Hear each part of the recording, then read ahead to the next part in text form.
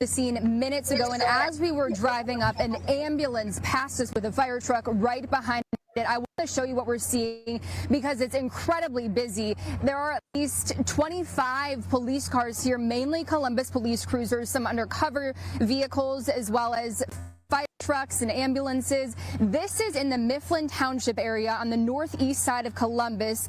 We are at the intersection of Agler Road and Purdue Road, but you can see the scene spans several blocks. Officers have it taped off right now. I have called several people to try to get more information about exactly what happened, but as you can see, the investigation is active, so I haven't heard back from anyone just yet. We also saw a police helicopter circling the area for minutes. It just left, so you can't see it or hear it right now, but it was clearly searching while it was above this specific area, right above this active scene. There are a lot of people out here right now, dozens of people trying to figure out what's going on and making sure that they're safe being out here, but police are not talking to anyone at this time because they're working hard at this scene. We will be live out here through the night, and we'll let you know as soon as we find out more information because this is developing as I speak. Again, a very active scene here at Agler and Purdue Road on the northeast side of Columbus. Live on your side, I'm Isabel Hanson, ABC 6. All right. Peace and blessings. Peace and blessings. All praises to the Most High.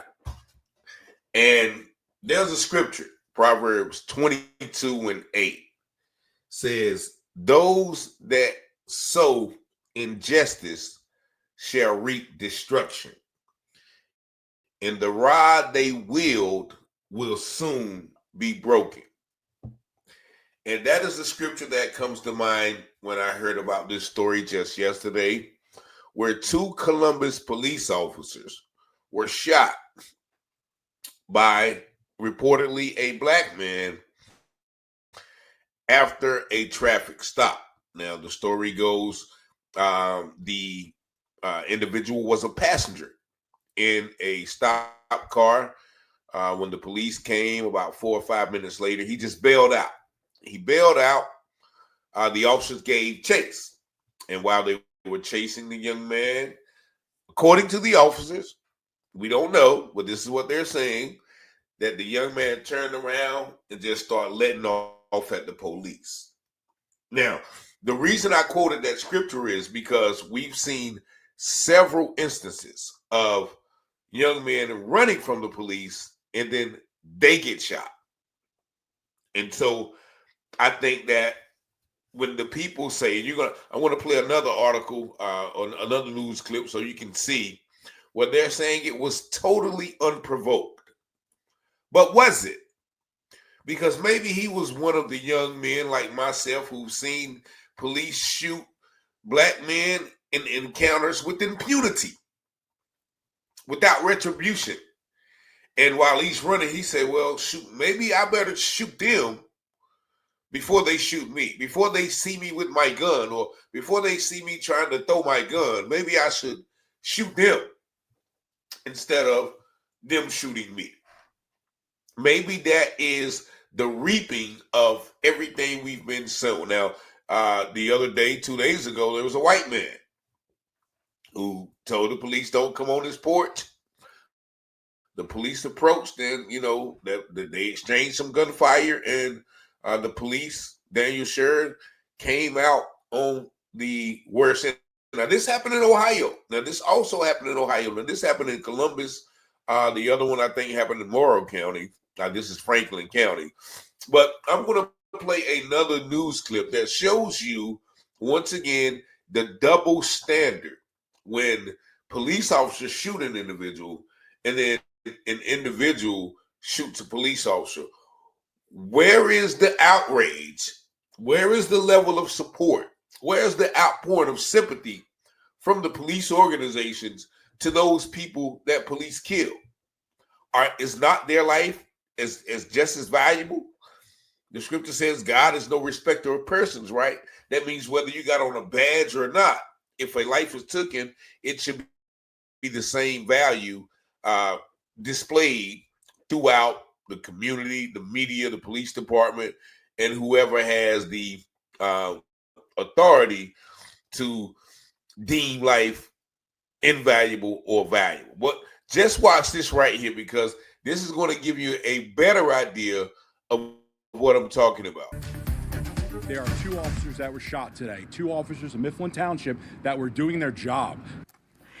All right, so I got to stop it right there, because you see how angry that guy is? Angry, right? 2 officers were shot. They were doing their job. Yeah, stopping black people is doing their job, though. But he is so angry that these police officers shot. Where is that anger when police officers shoot unarmed black men? But let's continue this video.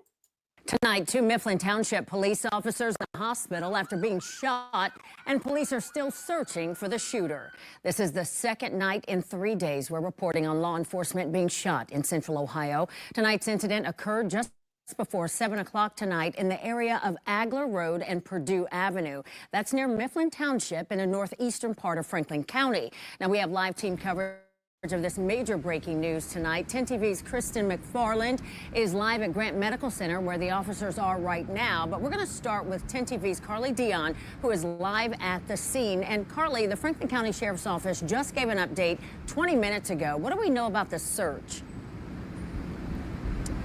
Yeah, Yolanda, we just got that update from the Franklin County Sheriff Dallas Baldwin, and he tells us tonight they are still looking for that suspect, and he's asking the public to stay vigilant. Now, we're here at the intersection of Agler Road and Purdue Avenue. Here's a look at what we're seeing right now. And Sheriff Baldwin says this happened around 6:45 tonight. Mifflin Township officers were conducting a traffic stop when a passenger took off running. Sheriff Baldwin explains what happened. At about 4 minutes after that, after they engaged with the driver of the car, passenger bailed out and began running, at which time they started airing on the radio. As they're pursuing the passenger, he suddenly turned and opened fire unprovoked on both officers. Driver. All right, so I had to stop it because that's what they're saying. It was unprovoked. Now, was Ryan Hinton's shooting unprovoked? Was all the other shootings that we've been covering in Ohio and the world unprovoked when black men are running away from police? So why is that a narrative now? It was unprovoked then, and it was unprovoked now. So why are you pointing that out? Was cooperative, took him into custody. He's since been released. We do have information on the suspect. He's currently on the run. He is armed and dangerous. His description is a male black, approximately 30 years old, 6 foot tall, wearing a gray shirt and camo pants. And what you're seeing now is what the scene looked like when we first got here just after 7 tonight. And as you just heard, police at this time are still looking for the shooter. They have not yet released his name, but he is described as a 6 foot black male, approximately 30 years old, wearing a gray shirt and camo pants. Now, as we've been here tonight, we've seen Columbus Police, Gahanna Police, the Franklin County Sheriff's Office, and the Ohio State Highway Patrol. But the Bureau of Criminal Investigation crime scene unit is also here at the scene. And he, as Sheriff Baldwin said, if you do see the suspect, do not approach him and call 911 immediately. The Franklin County Sheriff's Office is investigating tonight, but for now, Yolanda, I will send it back to you. All right, Carly, thank you. Now, take a look at this video. It shows the Columbus police cruiser wrecked after 2 officers got into a crash on the way to this scene. This is just a few blocks on from where Carly Dion just was. Now, according to the FOP, both of those officers have been treated and released. Now, there you have a Car 54 Keystone Cops bumbling attempt to get to the scene, and they crashed. Now, once again, that shows you how much intellect some of these cops have. That's why some of them don't need to have a gun and a badge, because they don't even know how to get to a scene properly. And then you want them to make split-second decisions, quote unquote, in life-threatening situations, but they just shoot to kill because they know they can get away with it. But in this instance, they almost killed each other because their training, I guess, doesn't afford them the the logistic aptitude to make it to the scene safely. But let's continue there. I think they're going to talk about the officers now. TV's Kristen McFarland is live at Grant Medical Center tonight where the two Mifflin Township officers are. And Kristen, what have you learned about their conditions tonight? Yolanda, right now we know that one officer is in the operating room in critical condition while the others reported to be in stable condition. And the scene at the hospital crowded for hours with multiple emergency agencies from across the region arriving to offer their support. There were several Mifflin Township first responders gathering around one of the ambulances. At one point we saw EMS crews hugging each other after walking out of the hospital. Fraternal Order of Police President Brian Steele gave an update about an hour ago on the officers' conditions and expressed his outrage over the violence.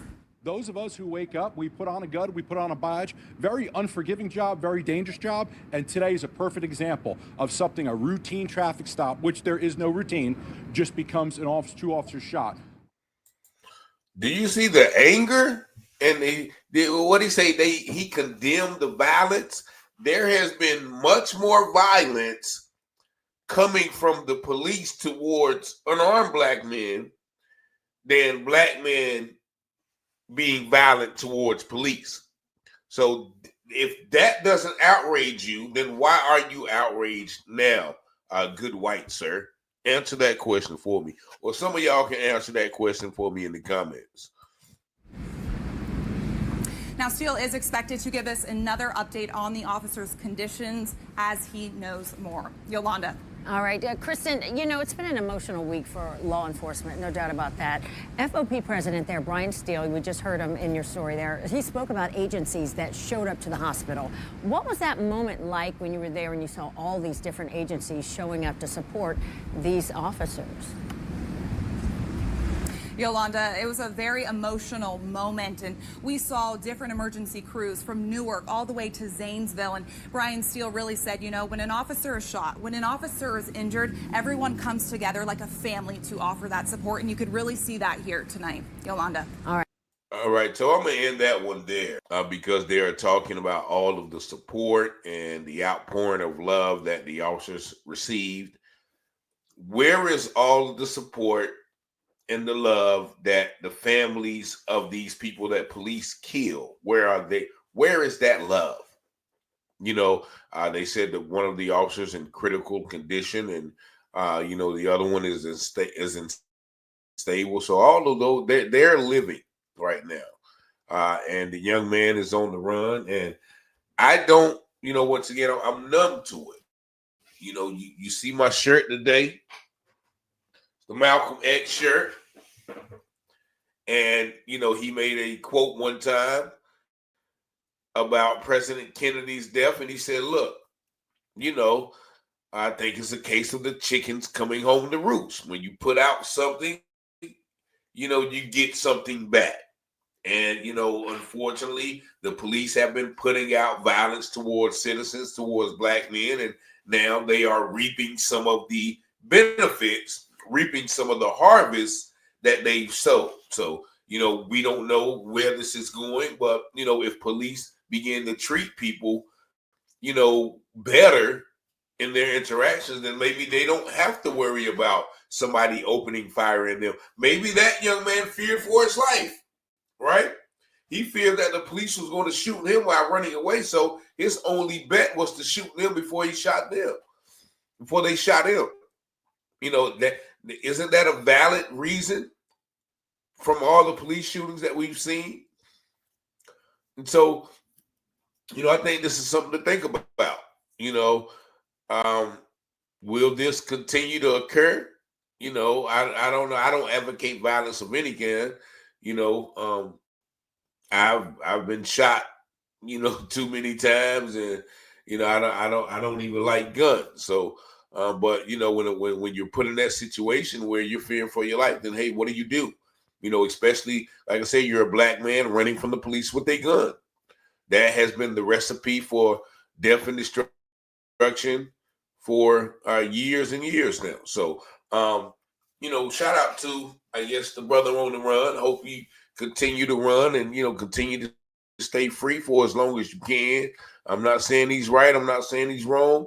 I'm not saying he even did what they said he did, but you know, being a target in this country as a black male, you know, you always root for the outlaw. Right now, he's an outlaw, so I'm gonna be rooting for him. You know, some people might not like it, some people might like it, but you know, it is what it is. But nevertheless, y'all see the number. Y'all let me know what y'all think about this video in the comments. Again, you see 919-587-7782. Thank you for watching, liking, sharing, and also subscribing to the channel. And as always, peace and blessings.